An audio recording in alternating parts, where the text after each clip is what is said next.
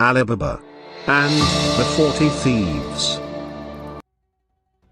Each evening Ali Baba went out to gather twigs and branches for his wife so that she had enough firewood to cook the stew for dinner. One day, Ali Baba went further than usual to hunt for fallen branches beneath the trees that grew beside the rocky cliffs near the high hills. Suddenly, he heard a great clatter of hooves on the rocky path. He was afraid. He climbed the nearest tree and hid among the leaves. He was well hidden but was able to peer between the leaves. He was astonished to see a long line of men on horseback, riding one behind the other. Ali Baba counted them as they rode beneath the tree where he hid. 1, 2, 3, 4, and many, many more, until he had counted 40. Finally, the 40 riders reached a cliff face. They dismounted and removed the saddlebags from their horses' backs. Ali Baba noticed that the bags were bulging. Perhaps the bags are full of treasure, thought Ali Baba. These men are thieves and robbers. Maybe they are about to hide their loot. The thieves lined up behind their leader. They were right in front of the steep rocky cliff. How silly, Ali Baba thought. There is nowhere to hide treasure here. At that moment, one of the riders spoke loudly. "Open sesame," he cried. Suddenly, a secret door in the rock opened. The 40 riders entered a hidden cave. They were going to hide the treasure they had stolen. When they were all inside, the leader shouted, "Close sesame." The secret door closed again with the thieves hidden safely inside. Ali Baba waited, hidden in his treetop until the riders came out of the cave again. He counted carefully to make sure that they were all out. 1, 2, 3, 4, and many, many, many more until he reached 39. Last of all came the leader. When he stood outside the cave, he again said, "Close sesame." The secret rock door closed. Ali Baba peered through the leaves. He was amazed to see how perfectly the door fitted into the rock. The thieves put the empty saddlebags over their horses. Then they set off, one by one. Ali Baba counted to make sure that they had all gone. 1, 2, 3, 4, and many, many, many more until he reached 40. Then he listened until he could no longer hear any hooves clattering. He was safe. Ali Baba climbed down the tree and walked up to the rocky cliff. He was curious to discover if the magic door would open for him if he said the special word. Would he be brave enough to try? Ali Baba stood there. He looked at the rocky cliff.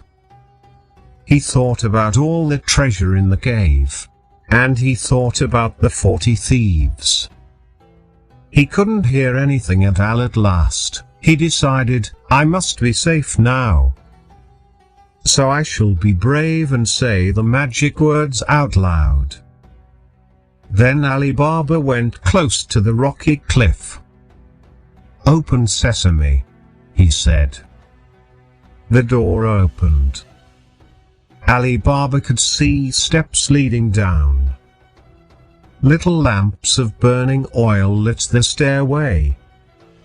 He was just about to descend the steps when he remembered. The leader of the thieves had spoken 2 words to close the magic door. Ali Baba decided that he should shut the magic door too.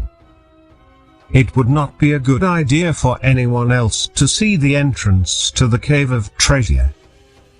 "Close sesame," he cried, and the magic door slid shut. After that, Ali Baba crept down the stone steps until he reached the treasure cave. He gazed all around in amazement. There were thousands of sparkling jewels in great heaps, diamonds, rubies, emeralds, and every other sort of precious gem. Then there was gold. Ali Baba's eyes grew wide in wonder when he saw the vast piles of gold coins. However, Ali Baba was not greedy. He didn't want the diamonds, or the rubies, or the emeralds. Although Ali Baba was a poor man, he had no desire to take all the gold coins. He wanted just one little gold coin. It would be enough to buy food for himself and his family. So Ali Baba took one small coin and ran back up the stone steps. At the top, he took a deep breath. "Open sesame," he gasped. Immediately the magic door opened. With a sigh of relief, Ali Baba hurried outside. Then he turned and called out the magic words. "Close sesame." The door slid shut. Ali Baba was safe. However, there was something Ali Baba did not know. His brother, Qasim, had also come to find firewood. Qasim had seen Ali Baba come out of the cave and speak some magic words. He had seen the magic rock door close. Oh, Ali Baba. "My brother. What is this magic that I have just seen?" Ali Baba told his brother everything. He warned Qasim that the 40 thieves might return any minute. So they both gathered up armfuls of firewood, and they hurried home, each to their own house. Ali Baba was pleased to have his one small gold coin.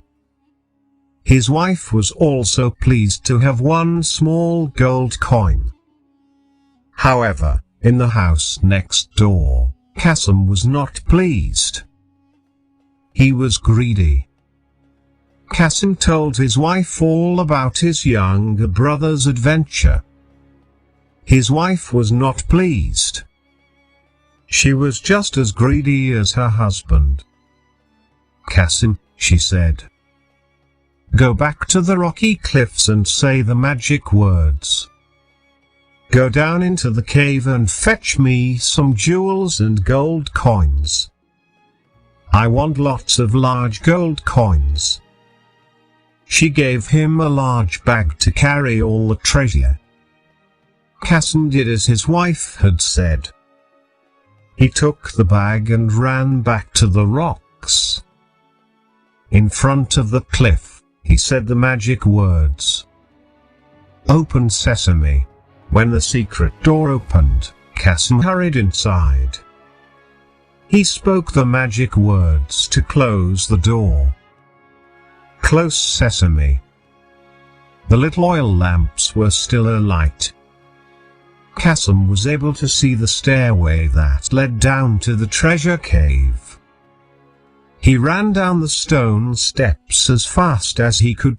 When Qasim saw all the sparkling jewels and glistening gold, his eyes lit up with greed. He began stuffing gems and coins into his bag. It was soon filled to the brim. There was no room for any more treasure. Qasim became so excited that something dreadful happened. He forgot the magic words. Qasim ran up the stone steps and stood in front of the magic door. "Open, barley," he cried. Nothing happened. Open oats. Nothing happened. Kasim was worried. I know it was something to eat, he said to himself. So he tried everything he could think of. Open wheat. Open rye. Open pumpkin. Open melon. At that moment, something even more dreadful happened. The magic door slid open, and there stood the thieves who had stolen the treasure. Robbers! Squealed Kasim. Before he had time to count them, the leader pulled out his sword. He threatened Kasim with his sharp curved blade. The thieves' leader saw that Kasim's was bag bulging with their treasure. He poked his sword into Kasim, and the greedy man fell down, never to move again. That night Kasim's wife became worried when her husband didn't return home with any treasure. She went next door to Ali Baba. Ali Baba listened to her story, and he feared the worst. I had better go and find him, he said to her. He was afraid that the thieves had found Kasim. Ali Baba took a lantern and went up into the Rocky Mountains to look for his brother. On the ground in front of the hidden cave lay Kasim's dead body.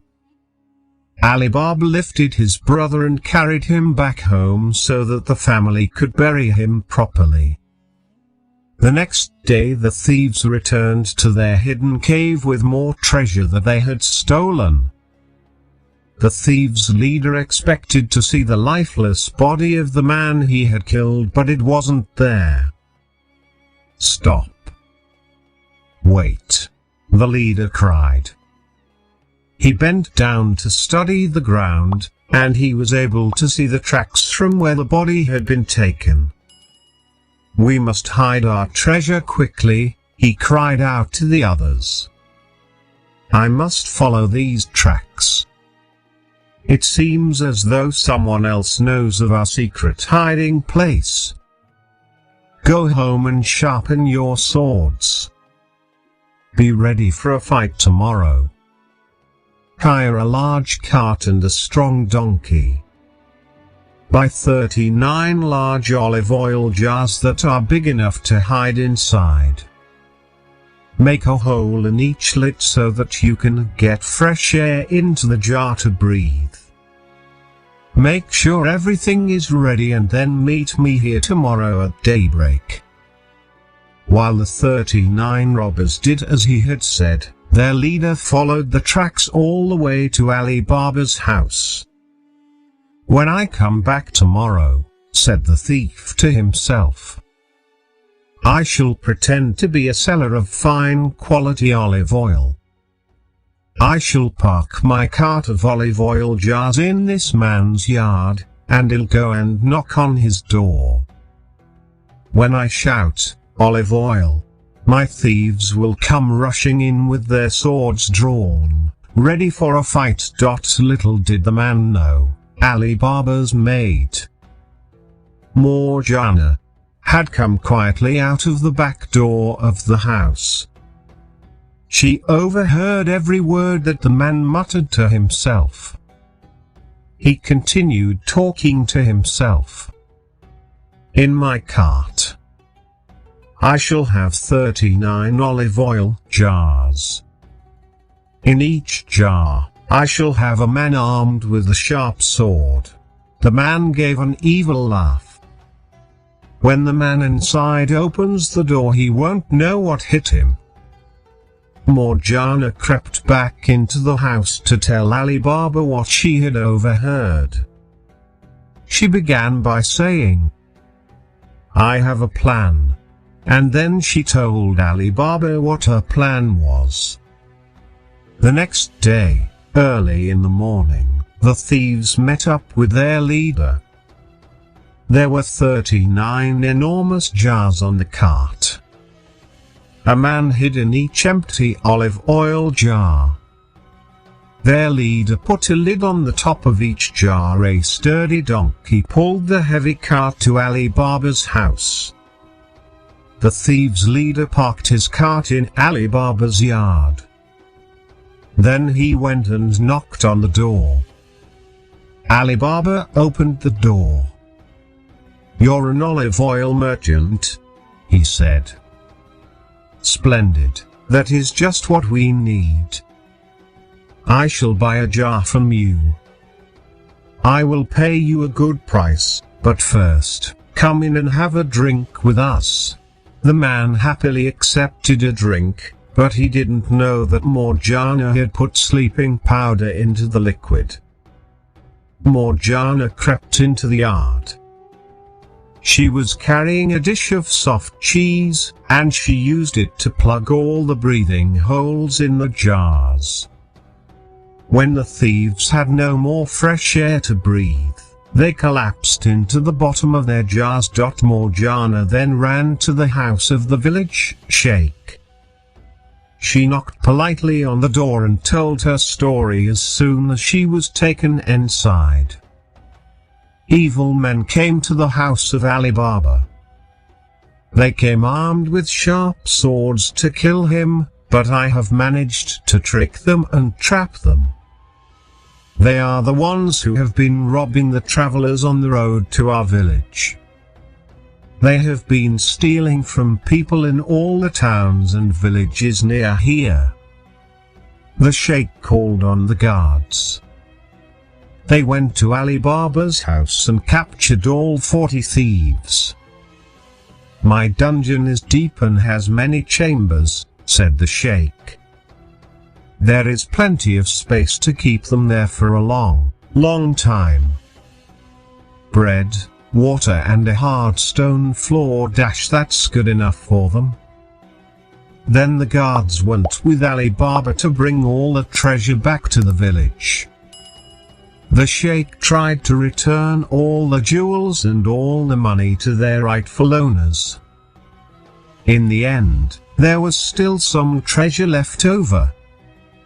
So the sheikh shared what remained with Ali Baba and Morgiana. Ali Baba's son fell in love with Morgiana. She eventually married him, and so this story had a happy ending for Ali Baba and his family.